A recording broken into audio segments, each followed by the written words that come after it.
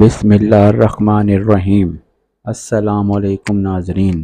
ایسے گناہ جن کو کرتے ہی آسمان سے فوراً عذاب نازل ہوتا ہے۔ اللہ کا عذاب کب نازل ہوتا ہے؟ تو محترم ناظرین، کچھ لوگ کہتے ہیں یہ داڑھی ہے کہ جھاڑی ہے، کچھ لوگ کہتے ہیں یہ برقع ہے کہ خیمہ ہے۔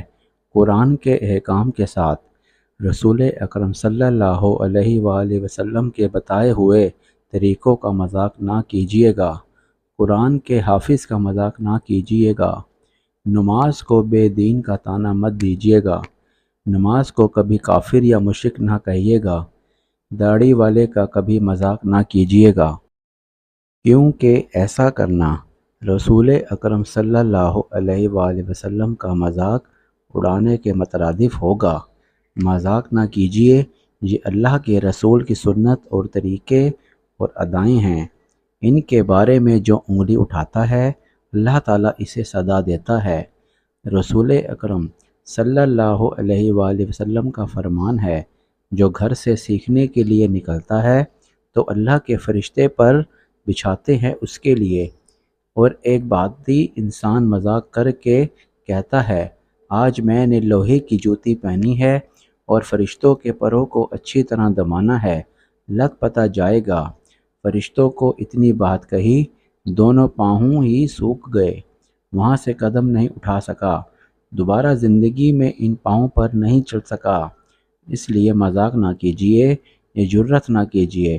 ہاں اگر کہتا ہے تو یہ کہہ دیجیے یا اللہ مجھے توفیق دے دے، میں سنت پر عمل کر لوں، اللہ میری کمی اور میری کوتاہیوں کو دور فرما اور مجھے بخش دے، اے اللہ مجھے ہمت دے تاکہ میں بھی سنت کے مطابق ہی کام کر سکوں۔ رسول اکرم صلی اللہ علیہ وآلہ وسلم کا فرمان ہے کہ آپ جب پانی پیتے وقت نل کے ساتھ یا مشغیزے کے ساتھ جو ہے منہ لگاتے تو مت پیو، ہو سکتا ہے کہ پانی میں کوئی چیز ہو۔ ایک شخص کہتا ہے کہ لو میں نلکا میرے گھر میں لگا ہوا ہے، وہاں سے کیا کچھ نکلے گا؟ جیسے ہی منہ لگا کے پانی پینے لگا اور وہاں سے سانپ نکلا اور اس کے پیٹ کے اندر چلا گیا اور وہ فوراً مر گیا۔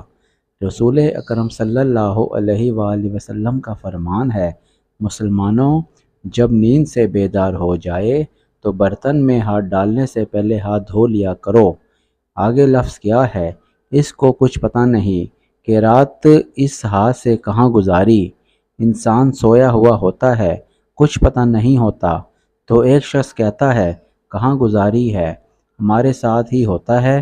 جوں ہی یہ کہنے کے بعد سو گیا تو کیا دیکھتا ہے، راوی روایت کرتے ہیں اس کا ہاتھ اس کے پشت کے اندر تھا۔ سزا ہے اللہ کے رسول سنت کا مذاق نہ اڑائے۔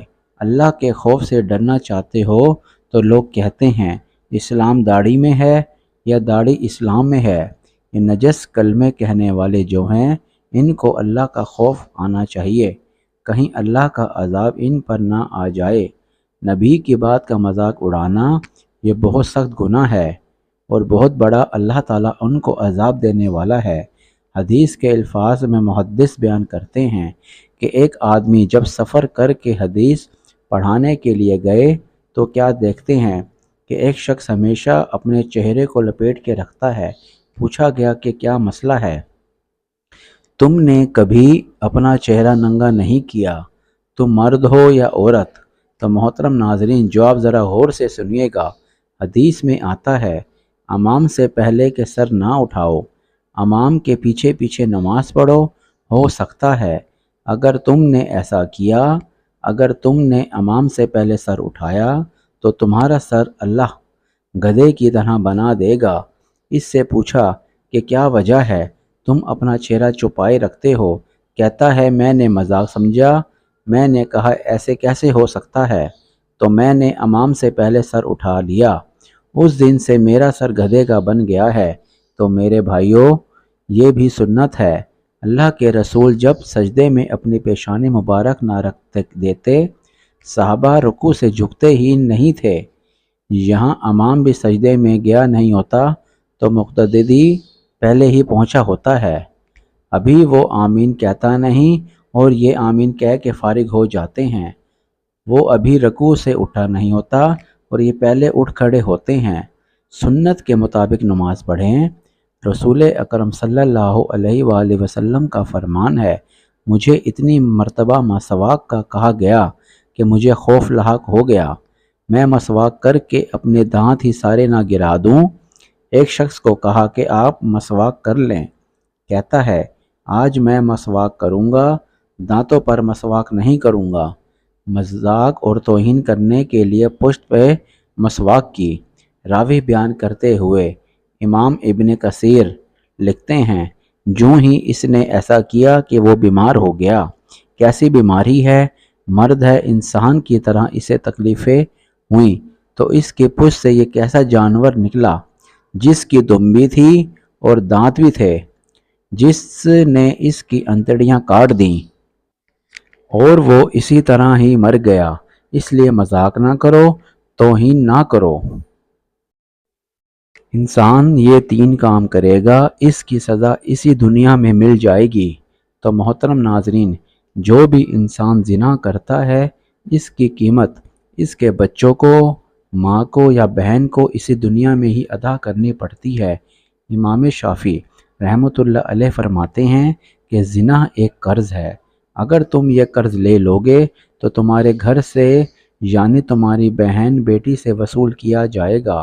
حضرت ابو ہریرہ رضی اللہ عنہ سے نے کہا کہ نبی اکرم صلی اللہ علیہ وآلہ وسلم نے فرمایا کہ زنا کرنے والا جس وقت زنا کرتا ہے اس وقت مومن نہیں رہتا، یعنی مومن کی صفات سے وہ محروم ہو جاتا ہے۔ بخاری شریف۔ حضرت عمر بن عاص رضی اللہ عنہ نے کہا، میں نے نبی اکرم صلی اللہ علیہ وآلہ وسلم کو فرماتے ہوئے سنا کہ جس قوم میں زنا پھیل جاتا ہے وہ قوم قحط سالی میں ضرور مبتلا کی جاتی ہے، اور جس قوم میں رشوت عام ہو جائے وہ اپنے دشمن کے خوف و ہراس میں مبتلا ہو جاتا ہے۔ تو رسول اکرم صلی اللہ علیہ وآلہ وسلم نے فرمایا، اپنی شرمگاہ کی حفاظت کرو، بدکاری زنا نہ کرو۔ خبردار، توجہ سے سنو، جس نے اپنی شرمگاہ کی حفاظت کر لی اس کے لیے جنت ہے۔ ایسے گناہ ہیں جن کی سزا دنیا میں فوراً مل جاتی ہے۔ نمبر 1، ماں باپ کی نافرمانی کرنا۔ جو والدین کی نافرمانی کرے گا وہ اپنی اولاد سے نافرمانی پائے گا، یعنی کہ جیسا تم اپنے والدین کے ساتھ کرو گے ویسی ہی تمہاری اولاد تمہارے ساتھ کرے گی اور تم دنیا میں ہی دیکھو گے۔ نمبر 2، ظلم کی سزا کہ جیسے کرنی ویسے بھرنی۔ اگر آپ کسی پر کسی بھی طرح کا ظلم کرو گے تو یاد رکھیں کہ ظلم کی سزا آپ کو مرنے سے پہلے ضرور ملے گی۔ نمبر 3، زنا کی سزا۔ حدیث پاک میں فرمایا کہ زنا قرض رہتا ہے کہ آپ کے گھر والوں میں کوئی اس کو چکا دے گا، یعنی کہ اگر آپ کسی کی ماں، بہن، بیوی یا بیٹی کی عزت کو پامال کریں گے تو اس کے گھر والوں کو پتہ نہ چلا، آپ کے گھر میں سے آپ کی ماں، بہن یا بیٹی یا بیوی میں سے کوئی بھی اس کو قرض کو ادا کرے گا اور آپ کو بھی پتہ نہیں چلے گا۔ اس لیے اگر آپ چاہتے ہیں کہ آپ کی ماں، بہن، بیٹی یا بیوی اور گھر کی دیگر مستورات باعزت محفوظ رہیں تو پھر یاد رہے آپ کسی کے گھر کے دروازے کو کھولنے کی کوشش نہ کریں، بصورت دیگر جو کرو گے وہی پاؤ گے، یعنی کہ جیسا کرو گے ویسا بھرو گے۔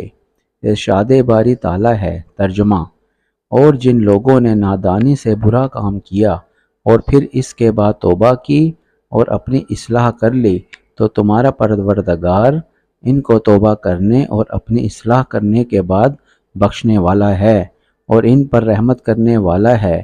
ہر انسان خطا کار ہے، بہترین خطا کار وہ ہے جو خطا کرنے کے بعد توبہ کر لیتے ہیں اور گناہوں کی معافی مانگتے ہیں۔ اس لیے ناظرین، آپ سے گزارش کرتا ہوں کہ کوئی بھی گناہ کرنے سے پہلے آپ سوچ لیں تو آپ وہ گناہ نہیں کریں گے، اور اللہ تعالیٰ کی عبادت کریں اور 5 وقت کی نماز پڑھیں۔ اللہ تعالیٰ ہم سب کو اپنے حفظ و ایمان میں رکھے اور ہمیں توفیق عطا فرمائے۔